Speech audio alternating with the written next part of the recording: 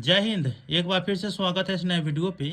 इस वीडियो के माध्यम से जो जानकारी बता रहा हूँ, यह जानकारी उन तमाम कैंडिडेट के लिए है जो बीए, बीएससी, बीकॉम सेशन 2024 से 28 के हैं। वो सेमेस्टर 1 का एग्ज़ाम दिए थे, रिजल्ट आया तो उनको एब्सेंट कर दिया गया।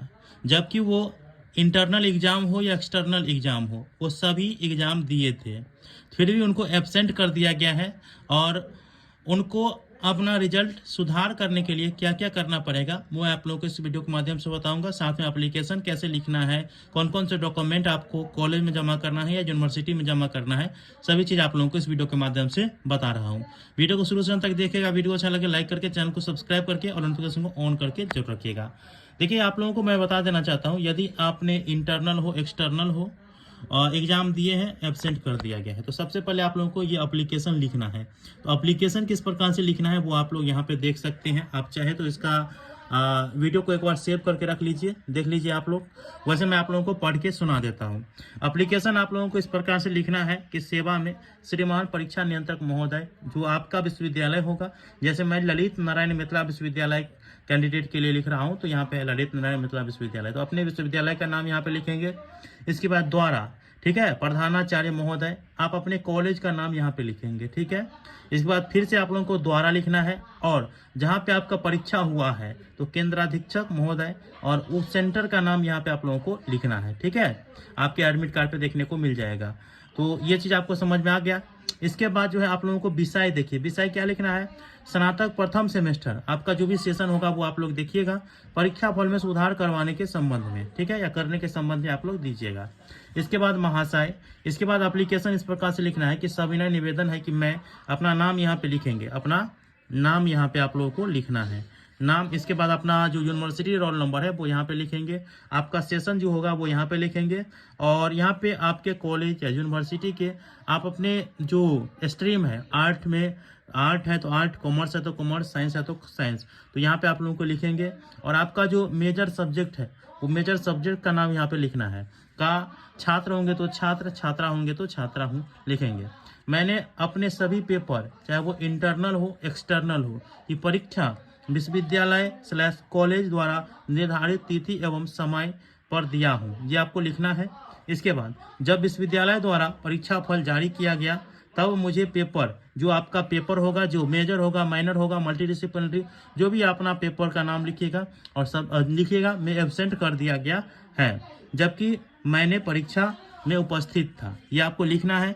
इसके बाद आप लोगों को लास्ट लाइन लिखना है कि अतः श्रीमान से नम्र निवेदन है कि शीघ्र ही मेरे समस्या का निवारण कर परीक्षा फल को पुनः प्रकाशित करने की कृपा करें, जिसके लिए मैं आपका सदा आभारी रहूंगा।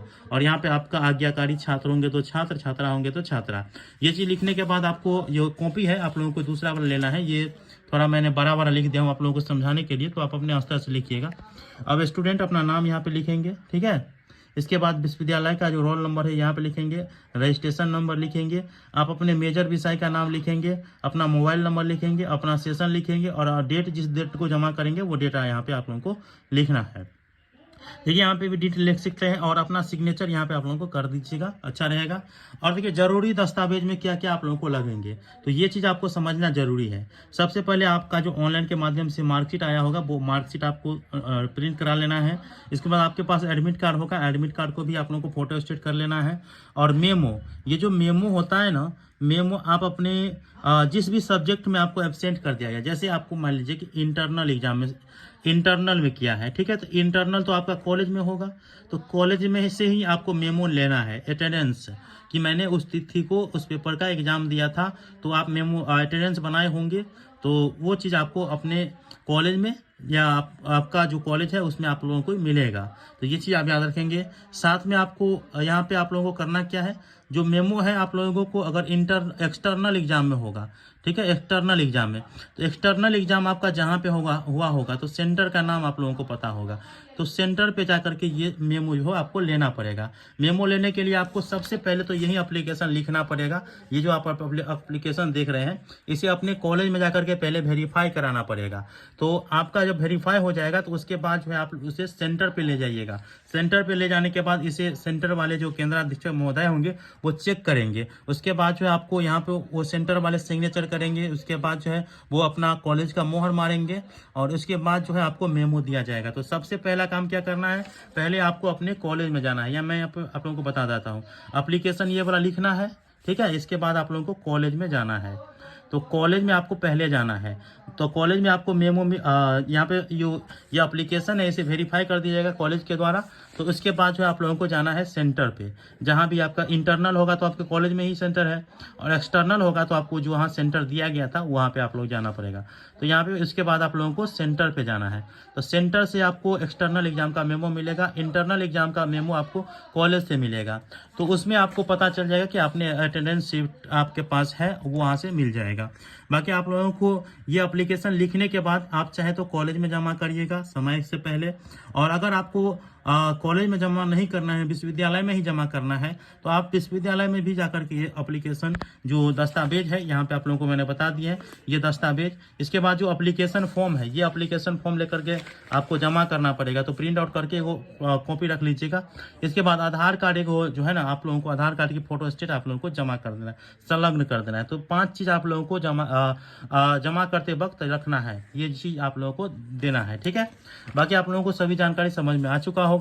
बाकी आप लोगों को 10 से 15 दिन में जो है आपके रिजल्ट का निवारण कर दिया जाएगा, आपके रिजल्ट सुधार कर दिया जाएगा। तो ये चीज़ आप लोगों को करना है। कैसा लगा वीडियो मुझे बताइएगा। एक बार मैं एप्लीकेशन को फिर से दिखा देता हूँ आप लोगों को, देख लीजिए आप लोग। तो अगर आप चैनल पे नए होंगे तो चैनल को सब्सक्राइब करके रखिए। मिलते हैं अगले वीडियो में, तब तक के लिए धन्यवाद।